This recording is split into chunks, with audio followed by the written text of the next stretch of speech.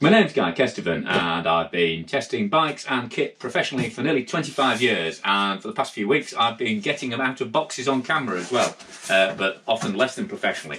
So bear with me if this doesn't go according to plan. But today, the bike I am pulling out of this extensive amount of cardboard. As I said, not always the smoothest operator. Is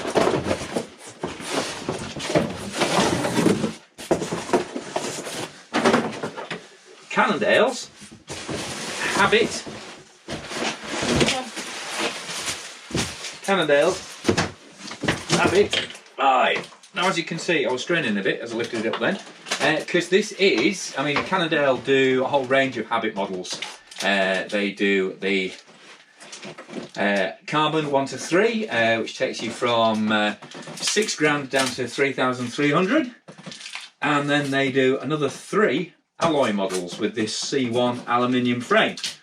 Now, obviously, you know, Cannondale made their name being one of the first people to do oversized alloy frames, so they've got more history with lightweight 6000 series metal than almost anyone else. Well, anyone who's still going actually in the bike business, you know.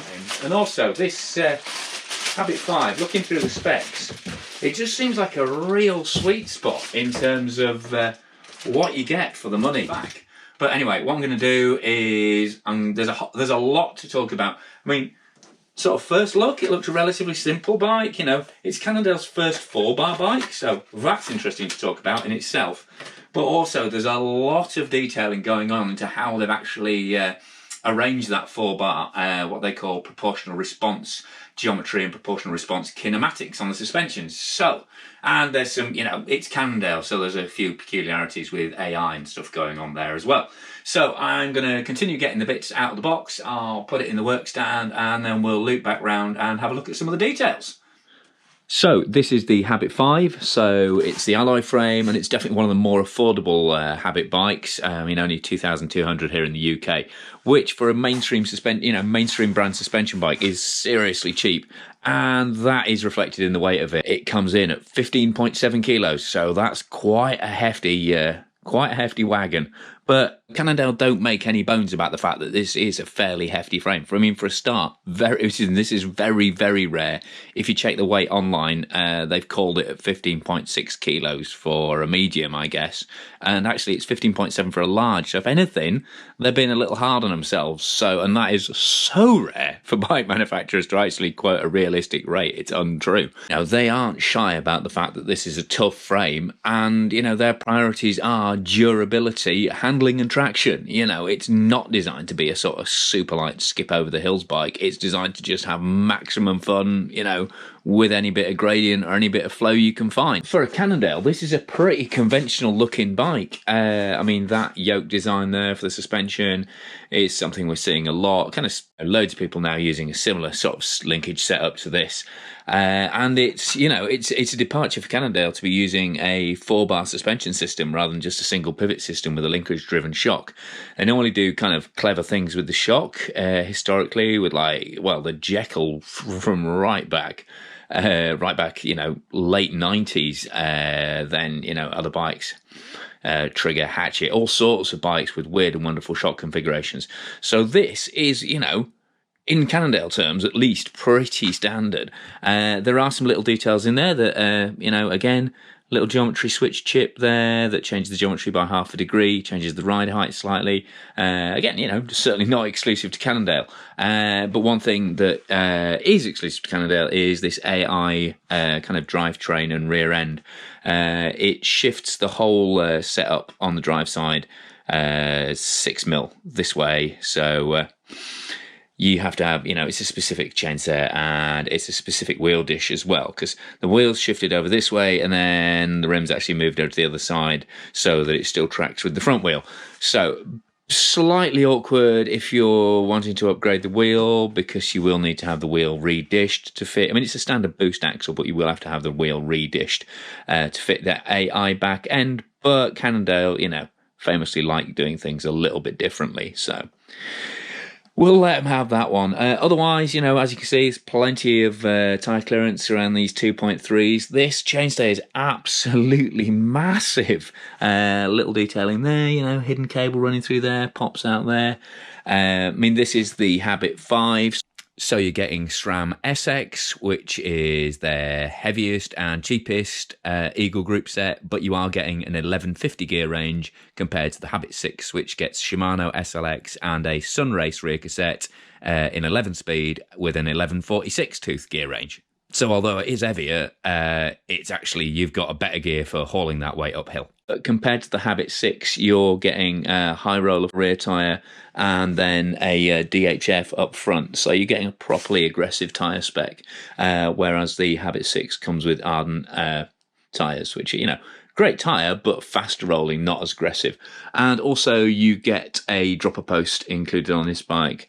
Plus you get Eagle, and up front you get a Fox 35 fork, which, the more I ride this fork, relatively recent introduction, but the more I ride this fork, the more I'm impressed by it. Obviously 35 legs, so same as the Lyric, the Pike, Yari, so really good stiff structure, even this 140mm 29 format on the front here, and you get a motion control damper, and you get a debonair spring. So really smooth, pretty well. Well, the air spring's great, to be honest. Impressively smooth, impressively sensitive, and the damper's absolutely fine. You have to work these pretty hard to get them upset. So yeah, I can't see that. That's a definite positive in terms of the bike. Brakes, a little bit of a compromise there. That's about as cheap as you can go on Shimano. But again, cheap, Shimano cheap brakes, they're better than most people's cheap brakes, in terms of consistent lever feel. They're not too wooden, they've got reasonable bite, and at least they've fitted decent sized sensor lock rotors on there. So they should be okay. Simple things like the hose is a direct mount, it's not angled or anything like that. But, as long as you pull the lever and they stop you, and they stop you the same every time, that's kind of what you want from a brake, really. And, definite highlight, these fabric Fun Guy grips. So, they're what I use on my own personal bikes by choice. So that's going to be a nice contact point. And although you also get a fabric saddle on more expensive Habits, you're just getting a Cannondale saddle there. But, it looks okay. But to be honest, I'm kind of not expecting to sit down a lot on this one. Not just because Josh Bryceland's been throwing it around all over on the videos, but because they've really, really concentrated on the ride dynamic to make this a properly engaging and fun bike. So, in terms of numbers, that means you've got 66-degree head angle, 74.5 degree seat angle, so not crazy steep, but 460mm reach on this large. So again, long enough, but not super stretched. This is designed to be an agile bike. It's a standard offset fork, which, to be honest, I'd rather see a shorter offset fork generally. But again, I haven't ridden the bike, so, I can't comment too much. And one thing I'm really interested to kind of dig into is what Cannondale call their proportional response geometry. They've done a lot of work with their suspension engineers and how the bikes ride dynamically, and basically every size of bike has a different suspension kinematic, because what they worked out was if you've kind of viewed the whole bike and rider situation as a whole and do it from kind of a blended center of gravity, is that as the bikes get longer on the larger sizes, it doesn't change, the center of gravity actually changes quicker than the bikes get longer. So they disproportionately, their anti-squat goes down and their anti-rise goes up. So they brake better, but they're more prone to pedal bob, basically. And then going the other way, to smaller frames, the center of gravity drops faster than the bike kind of gets shorter and more compact on traditional sizing.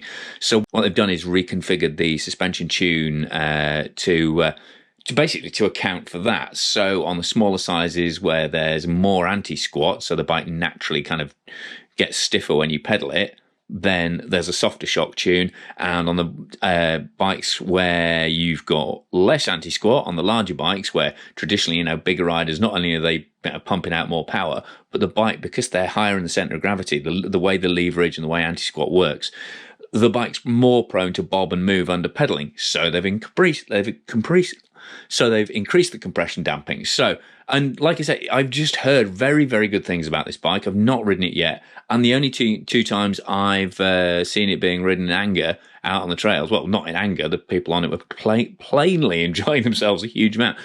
I got left behind once, spectacularly, up at Gisborne Forest, and then the first time I came across a Habit, I got very rudely carved out of a corner, which I thought I was taking pretty quick, by one of the lads up at the Ardmore's Enduro. Came right inside me, shouted me and roost and headed off in proper rat boy style. So even in this basic suspension format where, you've got a float DPS here, you'll still get really nice pieces in here. You've got this one-piece bridge linkage here that connects the end of the stays to the shock driver linkage. You've got nice little cable clamps there. And then you've got this locker main pivot tying it all together in the centre. And there's an ISCG chain guide mount there. It's a threaded bottom bracket. So again, it's a bike designed to be pretty tough and durable. I mean, you look at pieces like this, this big box section shock mount there. And, with that in mind, you're getting a lifetime warranty on the frame, which is always good to see. And I am pleased to say this one has been quality checked by none other than Kevin, and he's proud to have done it. And I'm proud to be riding the bike you've put together, Kevin. So one thing I've not covered off on is bar and stem, 780mm bar and a 50mm stem. So again, reasonable cockpit dimensions for having a good time on. So that's the unboxing done. Apologies if it's been a bit random. It is damn late, to be honest. It's past midnight now, but I'm kind of getting buried in a whole load of stuff that people keep sending in. So I've just got to push on. I guess it seems like these videos are as popular with manufacturers as they are with you guys. But thanks for watching. If you haven't subscribed, please subscribe. That obviously makes it, even better for people to send me stuff in for test. Thanks, click for notifications so you don't miss the next video. And if you want to keep me in tea and biscuits to keep me playing on through the night, then please consider joining these excellent folk who support me on Patreon, and they get early, exclusive and extended edits, as well as occasional other stuff on Patreon that you won't normally see on YouTube. For the price of literally a cup of tea and a biscuit a month. But anyway, other things I keep forgetting to say. If you like the Ride Solo t-shirt, this is handmade by Stu at Riders Cycle Centre. That's who I bought it from. So I'll stick a link in if you want one of these. I think, it's a great message, and I kind of like the Star Wars vibe with it. And to all those people who said, please get a bike stand. I did already have a bike stand, but, just to say, thank you very much to the excellent people at Madison and Park Tool for sending me this PRS 3.2. Absolute benchmark beast of a workshop stand, and, fantastic for working with. And hopefully a little better for these unboxing videos as well. But anyway, I've been GuyKesTV, this has been GuyKesTV, and I have been rabbit on about Cannondale's alloy-framed Habit 5. Affordable 29er aggro trail bike, and I cannot wait to get riding it.